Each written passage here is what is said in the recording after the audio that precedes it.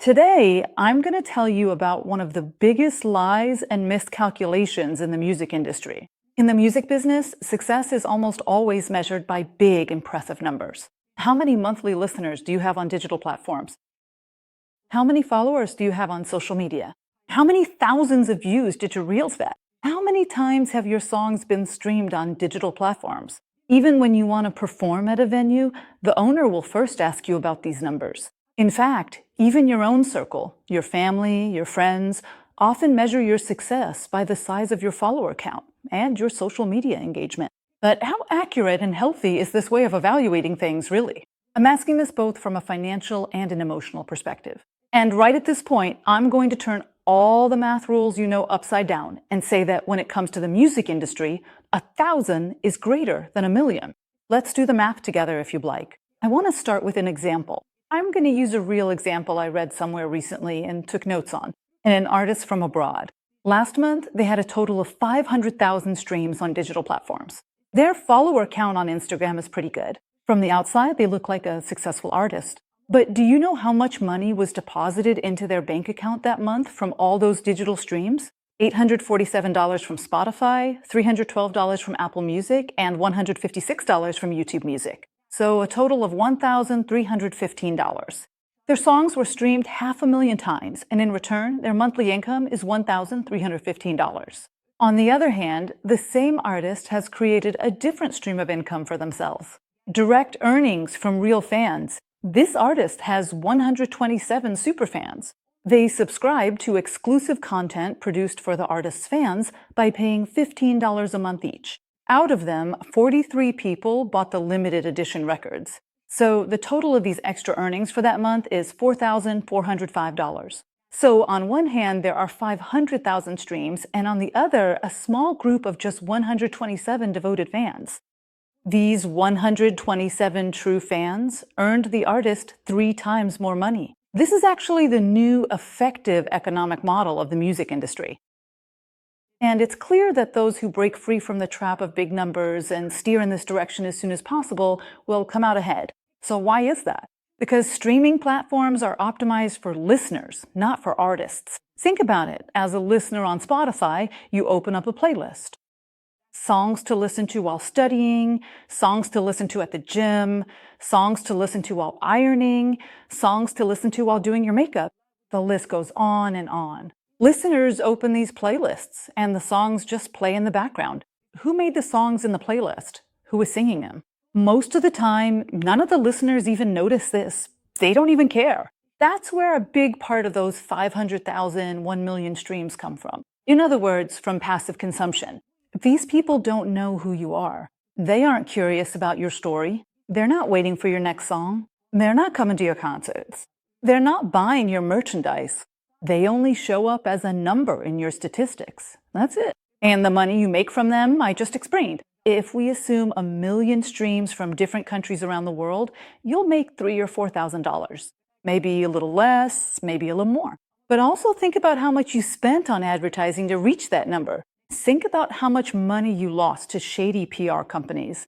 Think about all the stress, all the chasing after algorithms you went through. And in the end, what do you have? An audience that hasn't connected with you, isn't loyal to you, and will forget you tomorrow. Now, let's look at the other side. The super fan base. Have you ever heard of the theory of 1,000 true fans, 1,000 real fans?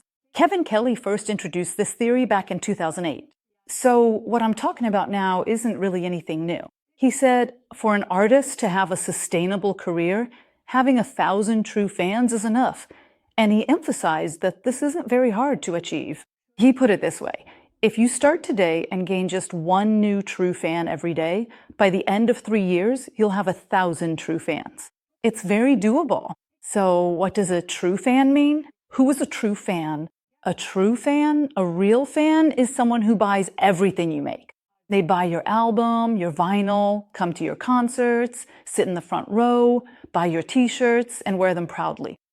They subscribe to you on Patreon and pay a monthly fee. They recommend you to their friends. In other words, your true fans are people who have formed not just a musical, but also an emotional bond with you. The math is simple. If 1,000 fans spend $100 on you each year, you make a total annual income of $100,000. If they spend $50, you make $50,000. I'm sure that's more than what most of you are currently earning. In fact, if you're a productive person, it's quite likely that you have 100 or 200 fans who spend even more than $100 on you each year. So how do you find these 1,000 true fans? Where are we going to find them? Rule number 1, focus on quality, not on numbers or quantity. Don't try to reach 500,000 people. Try to build a deep connection with 1,000 people. Use social media the right way. Don't constantly promote yourself. Instead, share your story. Show your process. Record videos in the studio while you're recording. Let people listen to your demo versions. Respond to the comments people leave for you. Reply to messages. Build a connection. Communicate directly with your fans. Create exclusive content for them. Use platforms like Patreon, YouTube memberships, or fan clubs to create special content just for your fans. For example, you could share songs you haven't released to the public only with them. You could share versions that are different from the album recording only with them. You could share your behind-the-scenes footage. You can hold monthly Q&A sessions.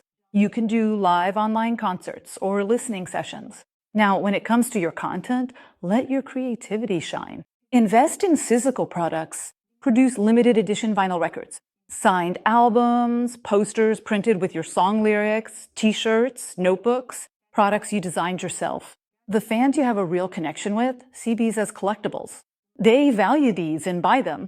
Also, create experiences for them. You can organize special concerts with only a few attendees. You can host small gatherings. You can organize meetup. You can hold meetings either online or in person. People these days aren't just buying music. They're buying the experience, the connection they have with you, and the story. And most importantly, be sustainable. Because I think with the theory of 1,000 true fans, being sustainable is much easier.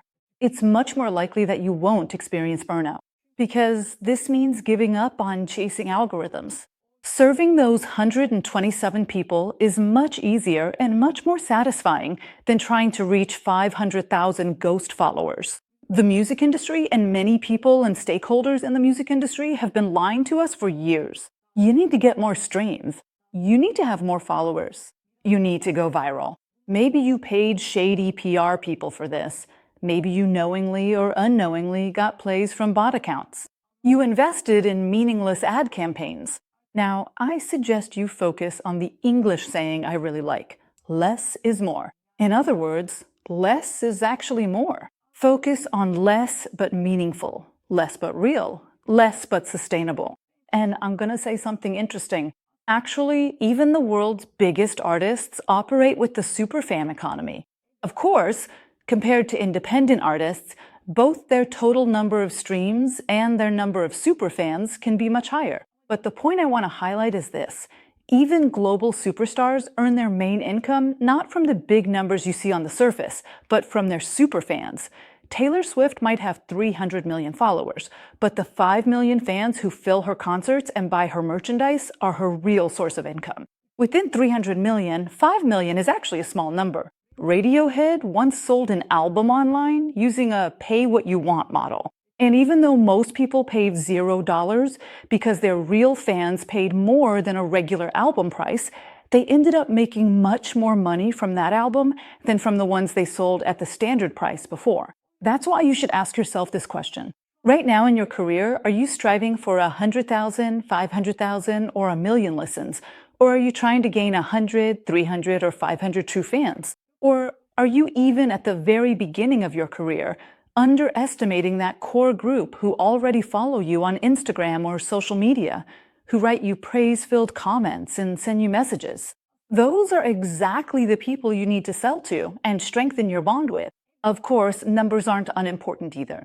Visibility definitely benefits you.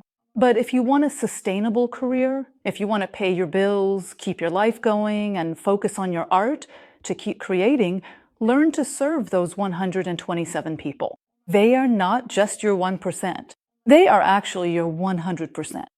Because 99% of those 500,000 of that 1 million will forget you.